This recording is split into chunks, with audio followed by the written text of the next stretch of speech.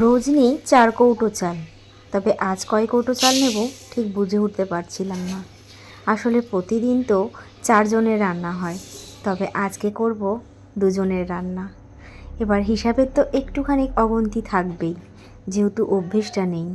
তবুও বুঝে নিলাম যাতে দুবেলা হয়ে যায়।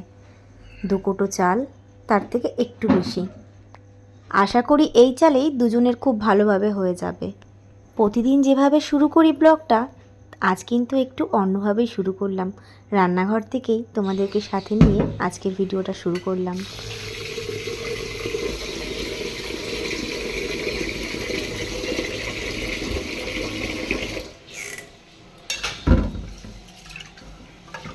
তো আমি তোমাদের শর্মিষ্ঠা, দীপশর্মির লাইফস্টাইলে নতুন একটা ভিডিওতে সবাইকে জানাই অনেক স্বাগত, অনেক ভালোবাসা।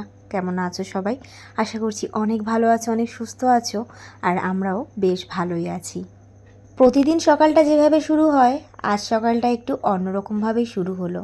ঘুম থেকে উঠেই আগেই বিছানা তুলে নিয়েছি, তারপর নিজে ফ্রেশ হয়েছি, তারপর বাসি নাইটি ছেড়ে সোজা চলে এসেছি রান্নাঘরে। কারণ আজ রয়েছি বাড়িতে আমরা দুজন। টোনাটনির সংসার, না আছে কোনো চিন্তা, না আছে কোনো দায়িত্ব। দুজনে মিলে হেসে খেলে বেশ ভালোই দিন যাচ্ছে।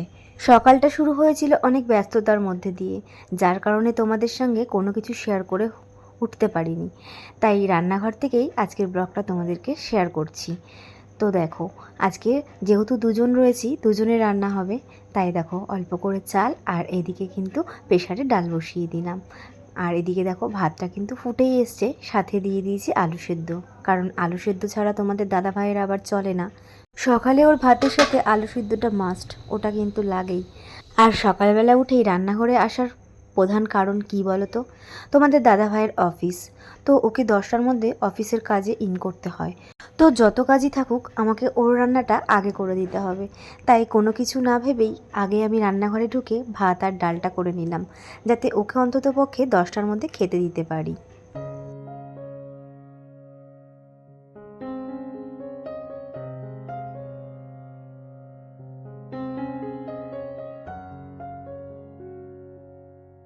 ওইদিকে গ্যাসে রান্না চাপিয়ে এদিকে আমি ঘরবাড়িটাকে মুছে নিচ্ছি, কারণ সকালে উঠে ঘরবাড়ি মোছার মতন সময় আমার হয়ে ওঠেনি। তাই এভাবেই মুছে নিতে হচ্ছে।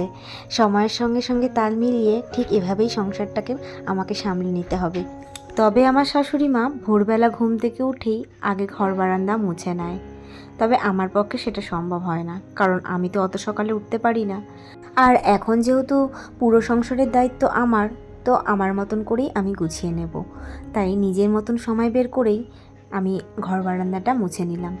এভাবে হিসাব করে কাজ করলে আমার সময়টাও ঠিকঠাকভাবে চলে যাবে, আর সময় অনুযায়ী আমার কাজগুলোও কিন্তু ম্যানেজ হয়ে যাবে। কি ঠিক বললাম তো?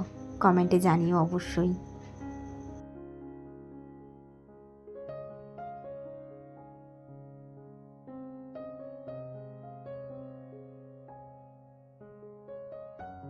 বাড়িতে এত ছুঁচোর আনাগোনা হয়েছে যে তোমাদের কি বলবো।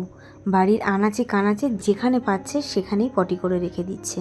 আর ওগুলো পরিষ্কার করতে না, বিশ্বাস করো, প্রচণ্ড ঘেন্না লাগে।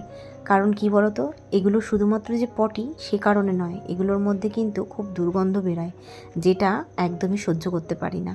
তবে তোমাদের কাছে একটা প্রশ্ন রইল, এই ছুঁচোগুলোর আনাগোনা কিভাবে বন্ধ করব? তোমাদের যদি কারোর জানা থাকে অবশ্যই কিন্তু কমেন্টে আমাকে জানিয়ে বলতে পারো, তাহলে কিন্তু আমার অনেকটাই উপকার হয়।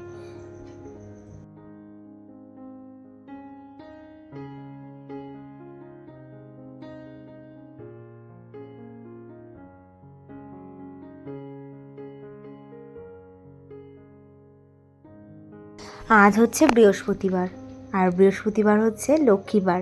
এটা তো তোমরা সবাই জানো।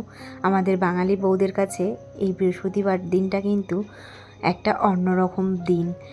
এই দিনটাতে মনে হয় সমস্ত কিছু পরিষ্কার পরিচ্ছন্ন করে দিনটা সুন্দরভাবে শুরু করি। আর বৃহস্পতিবার করে আমি সব সিঁড়িগুলো কিন্তু মুছে নিই। তো সেরকমই আজ আমি সব সিঁড়িগুলো দেখো মুছে নিচ্ছি। হ্যাঁ, এবার হয়তো অনেকে তোমরা বলতে পারো যে নিচটা তুমি লাঠি দিয়ে মুছলে আর ওপরটা কেন তুমি কাপড় দিয়ে মুছছো। হ্যাঁ, এবার বলি, দেখো লাঠি দিয়ে না সেভাবে কিন্তু ভালোভাবে ঘষে ঘষে কোনা কাছারি পরিষ্কার করা যায় না, সেটার জন্য হাতটা কিন্তু প্রয়োজন হয়। তাই কাপড় দিয়ে যদি ভালোভাবে ঘষে নেওয়া হয় তাহলে বেশ ভালোই পরিষ্কার হয়। তাই আর কি এই পথ অবলম্বন করা। আর এদিকে আমাদের গোয়ালা মাসি দেখো দুধটাও দিয়ে গেল। কোথায় ঢুকেছিস তুই? কিরে, ছাতা? এটা এটা ছাতা? সারাক্ষণ চুলকাতে থাকে, চুলকানি হয়ে গেছে তোর, বুঝেছিস? বাইরের বিড়ালগুলোর সাথে মিশবি। মিনি, মিনি, মিনি, এনে উঠলি, উঠলি। কি সুন্দর বসেছে দেখেছো, পুরো ছাতার তলায়। ও সবসময় এরকম খুঁজবে কোথায় একটুখানি আড়াল আবডাল আছে, সেই ভিতরে ঢুকে বসে থাকবে।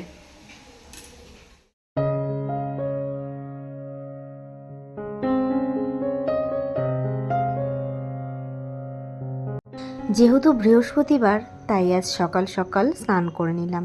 এখন ধরো ঘড়িতে বাজে ওই 11টা। 11টার মধ্যে আমার সব কাজ সেরে স্নান হয়ে গেছে, কারণ ঠাকুর পুজোটা এখনও দেওয়া হয়নি। তবে আমাদের বাড়িতে কিন্তু ঠাকুর পুজোটা খুব তাড়াতাড়ি দেওয়া হয়, মানে সকালবেলা দেওয়া হয়। তবে ওই যে তোমাদেরকে ব্লগের শুরুতেই বললাম তোমাদের দাদাভাইয়ের অফিস আছে, তো সেই জন্য আমি আগেই রান্নাটা করে নিয়েছি। তো রান্নাটা করে মানে ওর টিফিনটুকু জাস্ট করে তারপর ঘর বাড়ি মুছে আমি আগে স্নান করে নিয়েছি। স্নান করে মুখে একটু ক্রিম মেখে নিচ্ছি। যেহেতু বৃহস্পতিবার সিঁদুর না পরে কোনো কাজ করতে নেই, তাই আগে মাথাটা আঁচড়ে সিঁদুরটা পরে নিই, তারপর বাকি কাজ।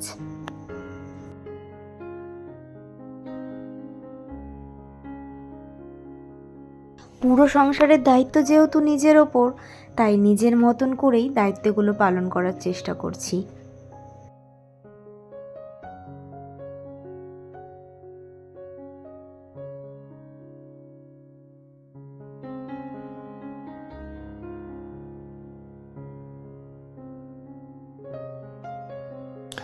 স্নান করে বাঙালি বউদের যেটা প্রথম কাজ সিঁদুর পরা, তো সেটা পরা হয়ে গেছে। আর এবার আমি যাব ঠাকুর ঘরে, কারণ ঠাকুর পুজোটা দিতে হবে। তো চলো ঠাকুর পুজোটা দিয়ে নিই, তারপর আবার আসছি।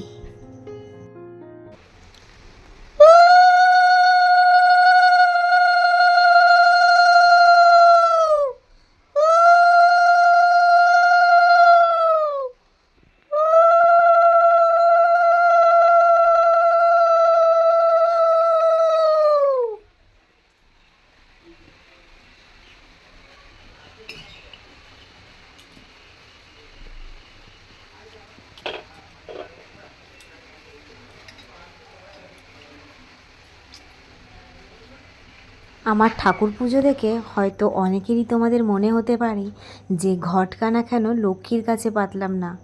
হ্যাঁ, তোমাদের বলি, এই যে দেখতে পাচ্ছ সিংহাসনে যাদেরকে, এনারা হচ্ছে আমাদের গুরুদেব। তো আমার শাশুড়ি মারা বলেন যে গুরু পুজো করলে আর কোনো কিছু পুজো করতে হয় না। তাই ওনারা গুরু হিসাবে মানে আমাদের যে বড় মা রয়েছেন ওনার সামনেই ঘট বসান। তো যেহেতু ওনারা এটা করে আসছে, তো আমি এসে ওনাদের সংসারের নিয়ম তো পাল্টা দিতে পারি না, তাই আমিও ওনাদের নিয়মটাই ফলো করি।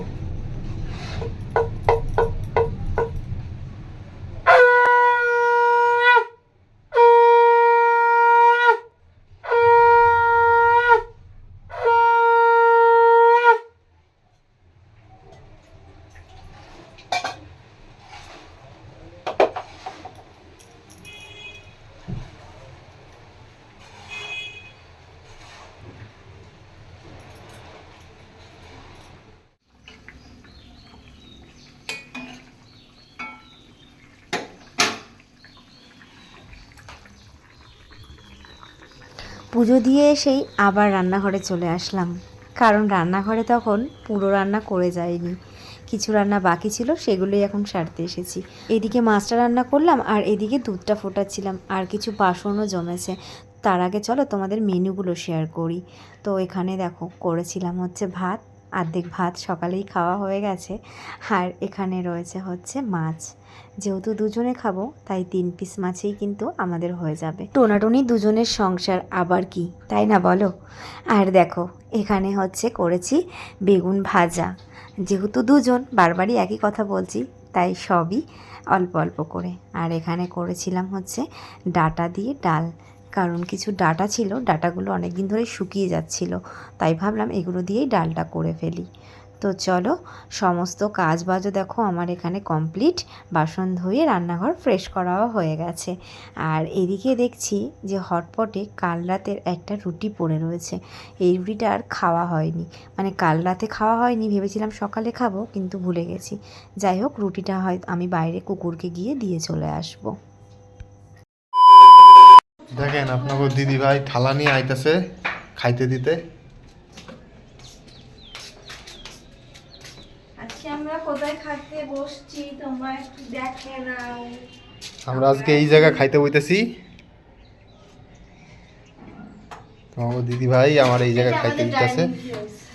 আমাকে ছোট্ট আলাদা হয়ে গেছি, আমাদের সংসার আলাদা, তাই আমাদের খাওয়ার ডাইনিং প্লেসও চেঞ্জ হয়ে গেছে, আলাদা হয়ে গেছে। তাহলে তুমি বয়া পড়ো তাড়াতাড়ি, বয়া হাপুর হুপুরে খাইয়ালাও। আজকে বাইরে যেহেতু বৃষ্টি হয়েছে, ওয়েদারটা বেশ ঠান্ডা ঠান্ডা, তাই না? তাই না বলো?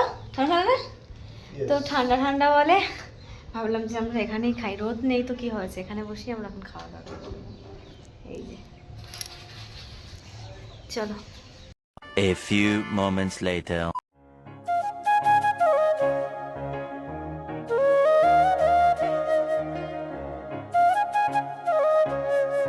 গুড ইভিনিং বন্ধুরা। তো দুপুরের পরে অনেকটা টাইম পর আবার আসলাম তোমাদের সামনে ঠিক সন্ধেবেলায়। ঠাকুর সন্ধে দিয়ে এসে দেখো দুজনে মিলে এখন সন্ধ্যের টিফিন করছি। আমি নিয়েছি 1 কাপ দুধ আর ওর জন্য 1 কাপ লিকার চা। আমি যেহেতু চা খাই না তো সে কারণে দুধ নিয়েছি, আর তার সাথে নিয়ে নিয়েছি দুজনের মতন বিস্কিট। তো দেখো আমি, তোমাদের দাদাভাই, আর তার সাথে রয়েছে কিন্তু আমাদের মিনি সোনা। তো এখন আমাদের এই 3 জনেরই সংসার, আর এখন থেকে আমরা 3 জন এভাবেই দিন কাটাচ্ছি। তো ভালো মন্দ মিলিয়ে মিশিয়ে বেশ ভালোভাবেই কাটছে আমাদের দিন। তো আজকের ভিডিওটা এই পর্যন্তই রাখছি, দেখা হচ্ছে নেক্সট ব্লগে। আর তোমাদের এই ভিডিওটা কেমন লাগলো অবশ্যই কিন্তু কমেন্টে জানিয়ে যেও।